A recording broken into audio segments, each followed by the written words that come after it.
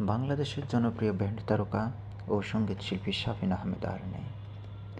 আমেরিকার ভার্জিনিয়ার একটি হাসপাতালে বাংলাদেশ সময় 25শে জুলাই সকাল 6:30টায় তিনি ইন্তেকাল করেন। কী হয়েছিল জনপ্রিয় এই ব্যান্ড তারকার? কীভাবে বা মারা গেলেন? জানা যায় 2 সপ্তাহ আগে বাংলাদেশ থেকে যুক্তরাষ্ট্রে উড়াল দেন ব্যান্ড তারকা শাফিন আহমেদ। দেশটির এক অঙ্গরাজ্য থেকে আরেক অঙ্গরাজ্যে শ্রোতাদের গানে গানে মুগ্ধ করবেন, এটাই ছিল তার পরিকল্পনা।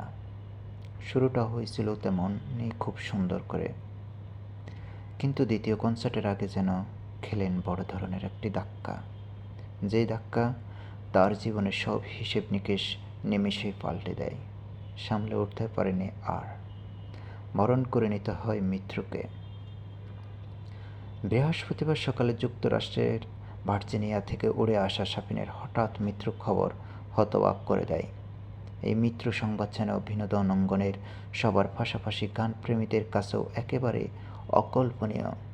তাই তো প্রথম শোনায় কেউ বিশ্বাস করতেই পারছিলেন না, কিন্তু সেটাই সত্যি।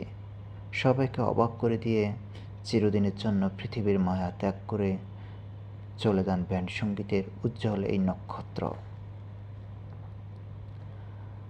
গত 9 জুলাই যুক্তরাষ্ট্রের উদ্দেশ্যে ঢাকা ছাড়েন শাফিন আহমেদ। একটি কনসার্টে গানও পরিবেশন করেন।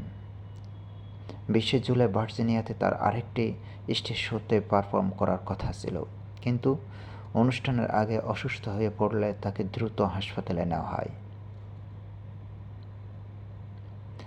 কী হয়েছিল সেদিন শাফিন আহমেদের?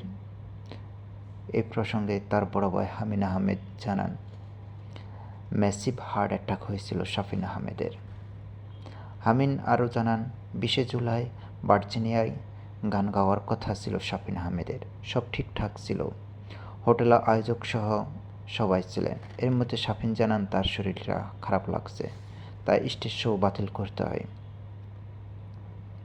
অনুষ্ঠানের দিনে শাফিনের খারাপ লাগা শুরু করে। একটা পর্যায়ে খারাপ লাগা বাড়তেই থাকে, মাত্রা অতিরিক্ত অস্বস্তি বোধও হচ্ছিল। খারাপ লাগাটা এমন পর্যায়ে পৌঁছায়, নিজের নিয়ন্ত্রণ রাখতে না পেরে শাফিন সবার সামনে পড়ে যায়। হোটেল রুম থেকে আয়োজকরা ঘাবড়ে যান। দ্রুত তাকে হাসপাতালে নিয়ে যাওয়া হয়। কেন এমনটা হয়েছে তা জানার চেষ্টাও করা হয়।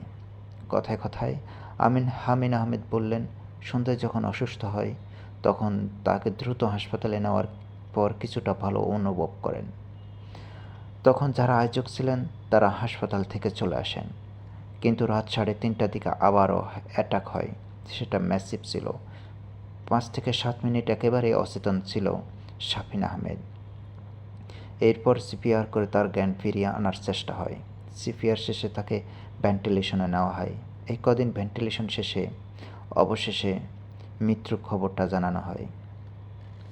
হামিন আহমেদ জানান, 15 বছর আগে থেকে শাফিন আহমেদ হার্টের সমস্যায় ভুগছেন। প্রথমবার তিনি 12টা হার্ট অ্যাটাক করেন।